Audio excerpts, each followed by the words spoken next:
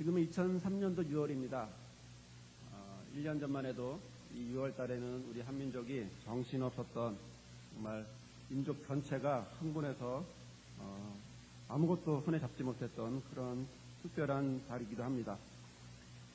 2002년 월드컵 4강, 이것은 우리가 생각해도 지금 생각만 해도 감격스러운 일이기도 합니다. 자, 그러나 우리가 월드컵을 열기 전에 개막을 앞둔 한 달 전만 해도 우리는 이러한 상상을 전혀 하지를 못했습니다. 한국 축구는 그렇게 전망이 밝지도 않았고 전혀 기대하지도 못했습니다. 다만 1승만이라도 거둬달라 이렇게 바라고 있었습니다.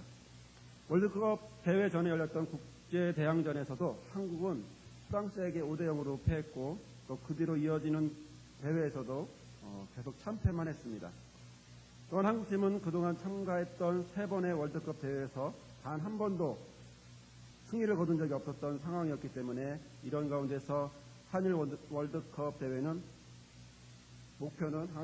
대회에서 한국 축구의 목표는 우선 1승, 그 다음이 16강 이렇게 되어 있었습니다. 그런데 우리의 기대도 한 번이라도 이기길 바라는 그런 기대도 처음부터 험한 산을, 높은 산을 만났습니다. 도저히 넘을 수 없을 것 같은 그런 산이었습니다. 허상되는 유럽의 강호고 힘의 축구를 구사한다는 폴란드였습니다. 그리고 그 다음엔 피파 랭킹 5위인 포르투갈, 그리고 북미의 강호인 미국이었습니다.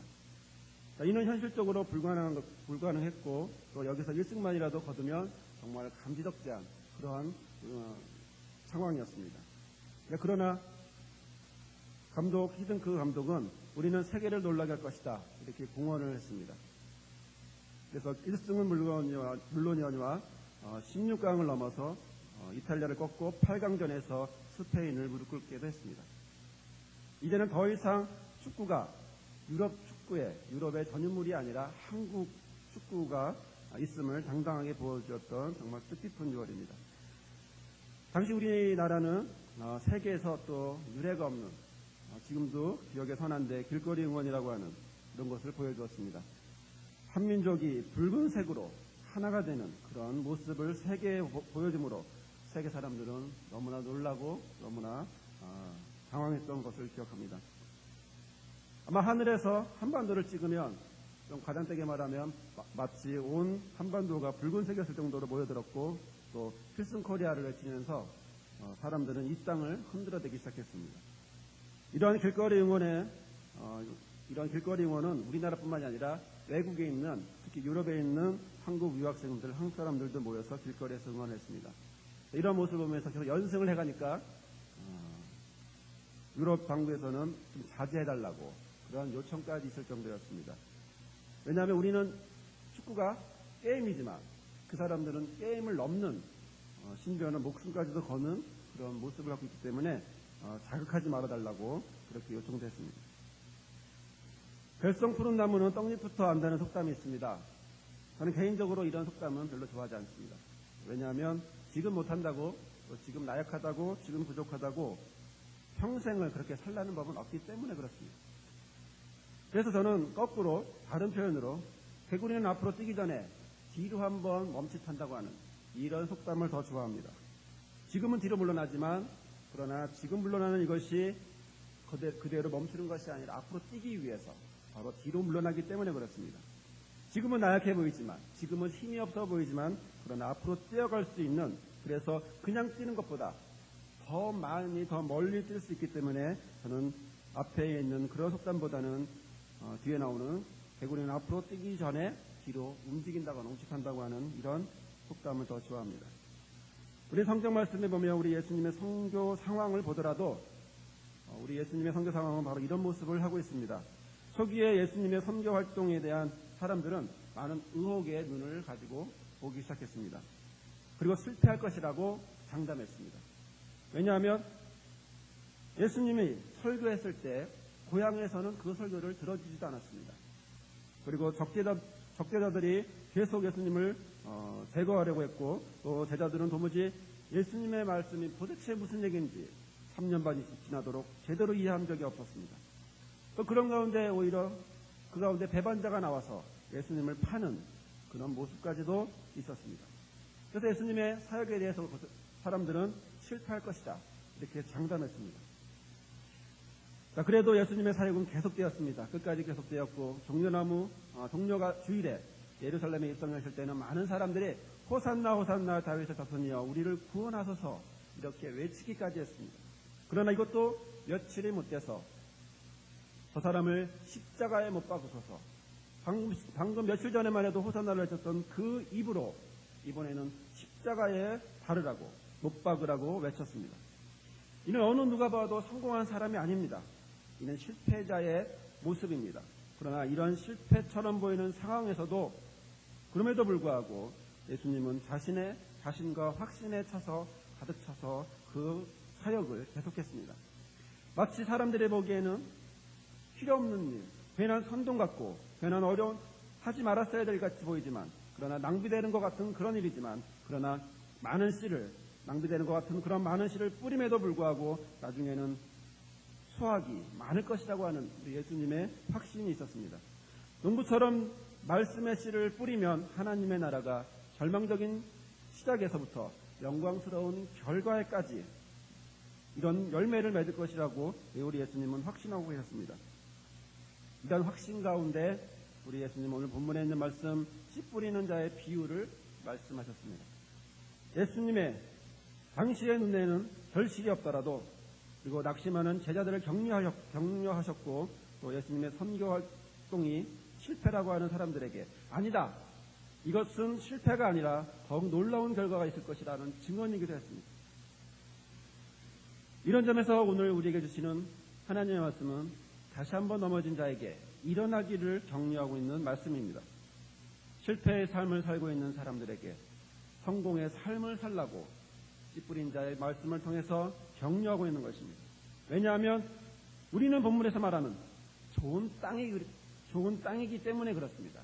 우리는 더 이상 가시밭이나 길밭이나 돌밭이 아니라 우리 예수님은 우리에게 너희는 좋은 땅이다라고 말씀하고 있기 때문입니다. 우리는 본문의 말씀을 보면 이렇게 생각하고 있습니다. 나의 마음의 밭이 길가가 되지 말자.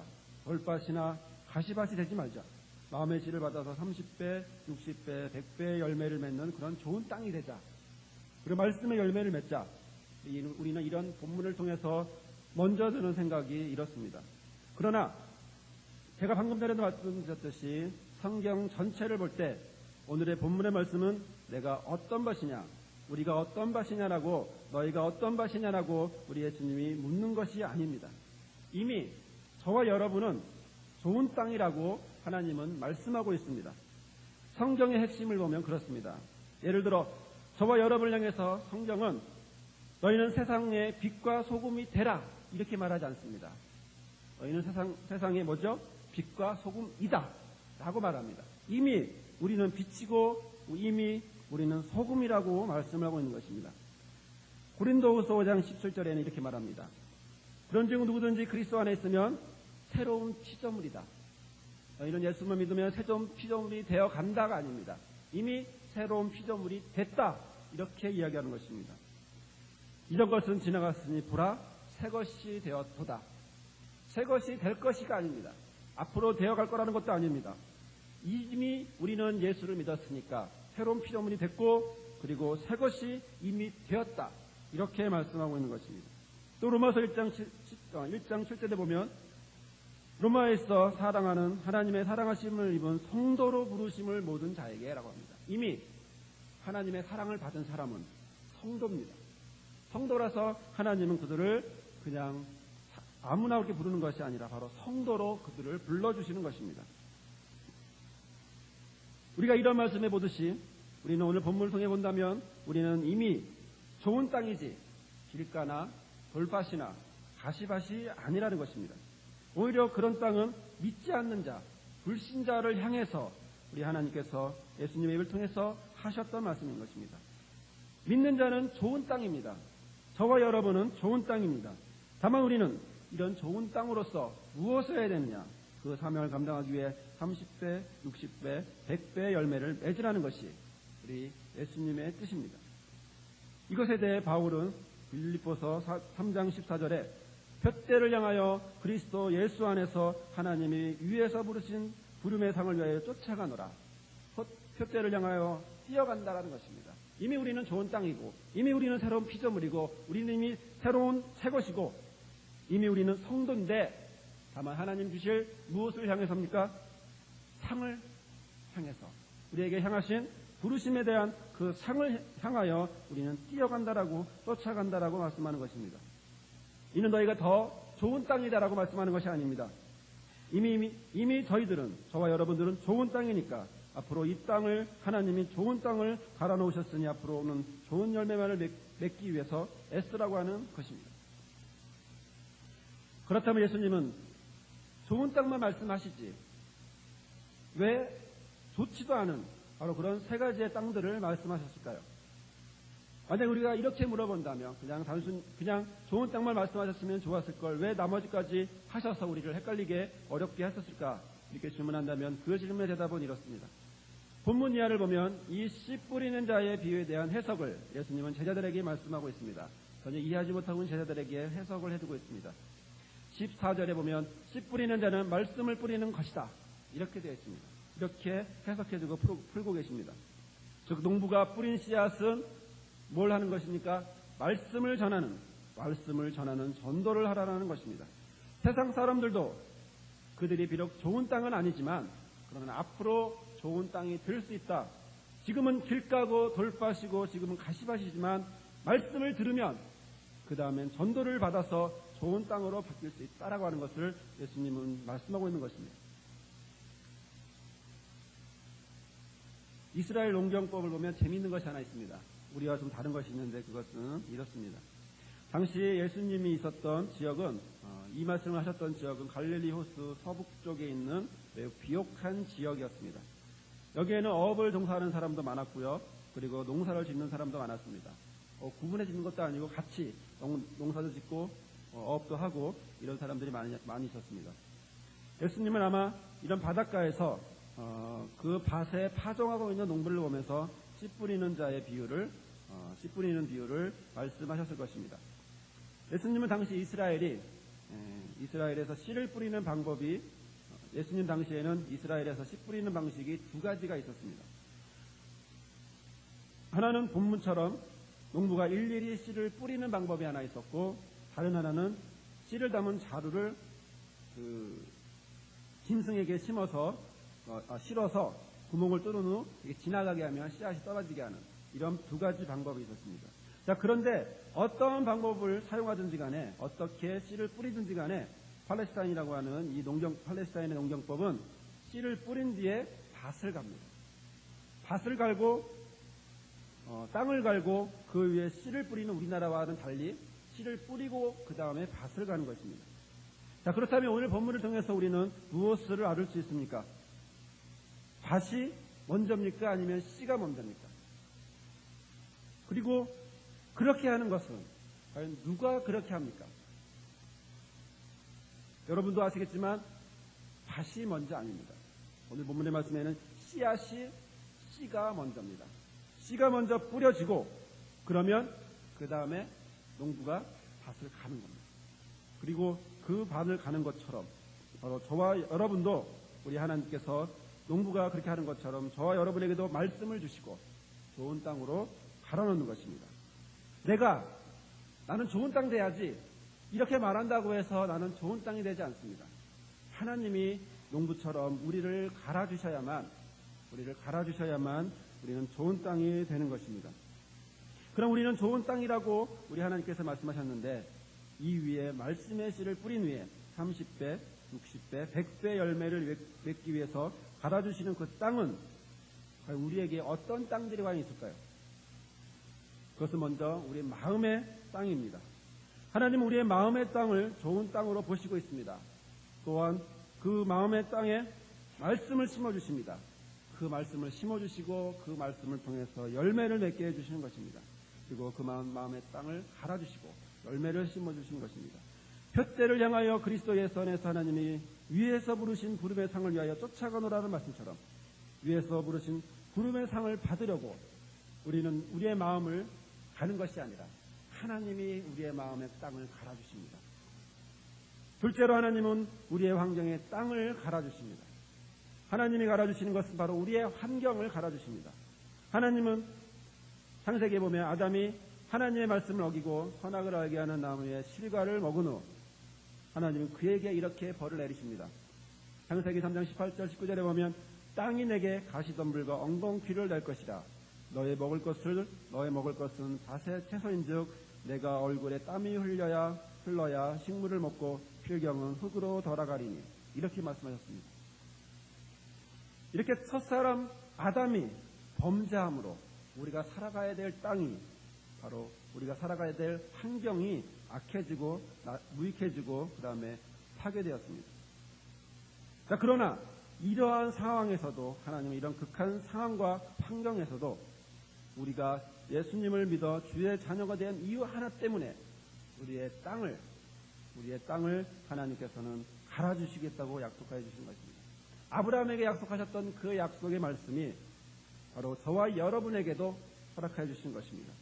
아브라함이 꿈꿨던 그 가나안 땅이, 그 땅을 향하여 걸어갈 때에 바로 그 땅을 이스라엘 민족에게, 그 자손들에게 주었던 것처럼 하나님께서는 지금은 갈아야 되고 지금은 부족하다 할지라도 그러나 이 땅이 좋은 땅으로, 내가 살고 있는 이 땅을 하나님께서는 축복하여 주시는 것입니다. 세 번째로 하나님은 교회를 좋은 땅으로 갈아주십니다.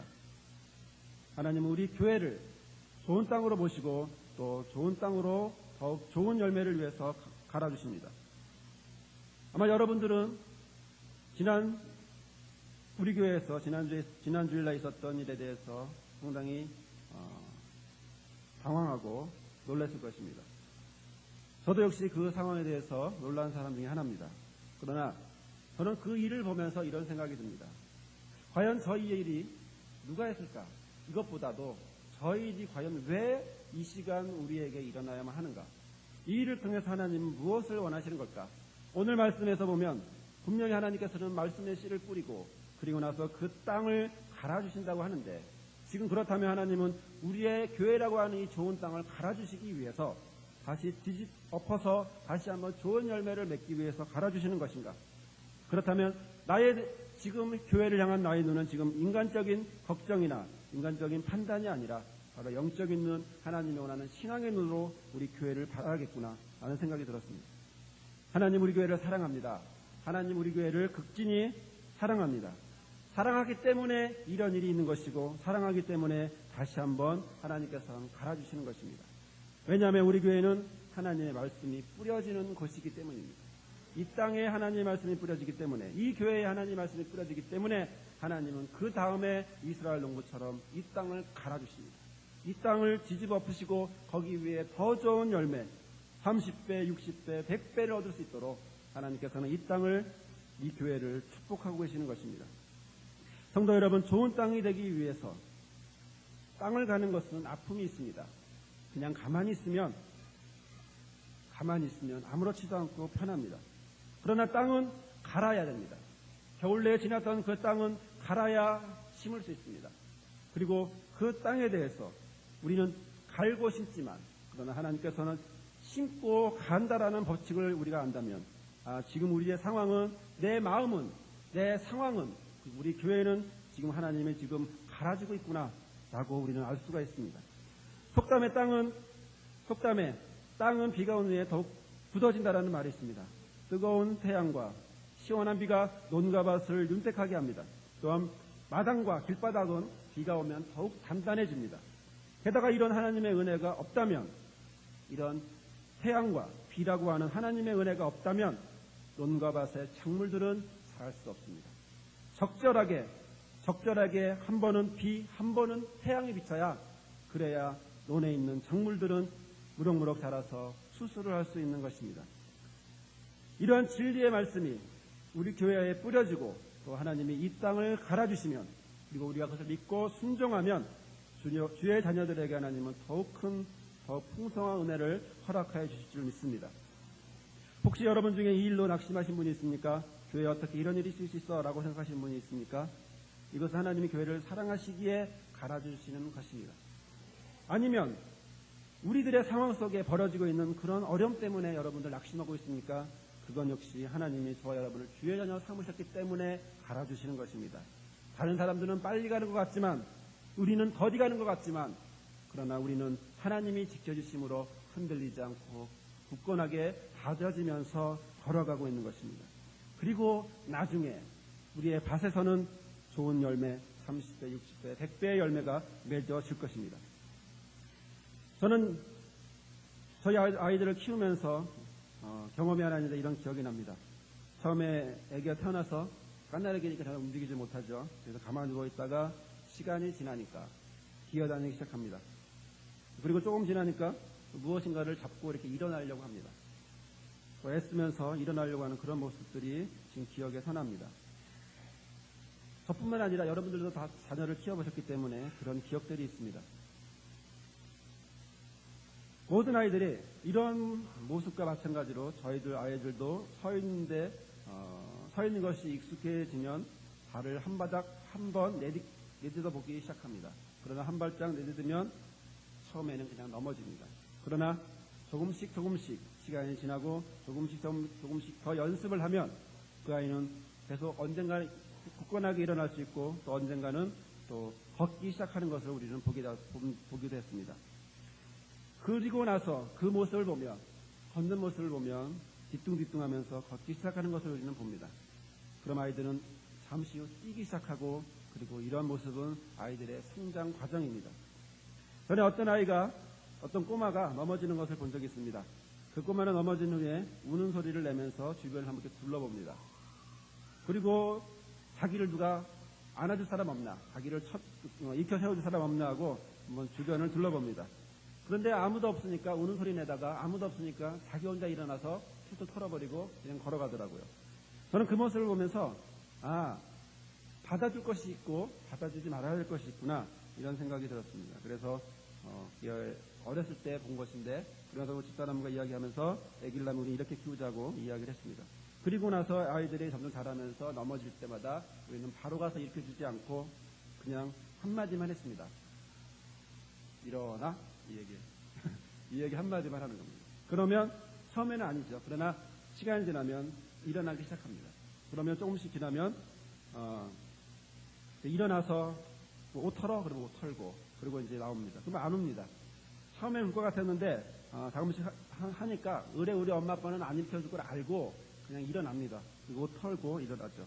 그러면 저희들이 그 아이를 보면서 용감하네, 잘 일어나네, 훌륭하네, 이렇게 칭찬을 했습니다. 혹시 여러분 중에 이 상황 속에서 넘어진 적이 있습니까? 아니면 지금 넘어진 상태입니까? 그렇다면 일어나십시오. 이것이 하나님의 뜻입니다. 혹시 낙심된 일이 있습니까? 그러면 그것을 딛고 일어나시길 바랍니다. 왜냐하면 저와 여러분 하나님 앞에서 좋은 밭이기 때문입니다. 저와 여러분에게 말씀의 씨를 뿌리고 우리를 갈아주시기 때문입니다. 교회가 어려움이 있다고 생각합니까? 그러나 이것은 아이가 자라듯 성장하는 과정입니다. 그리고 우리가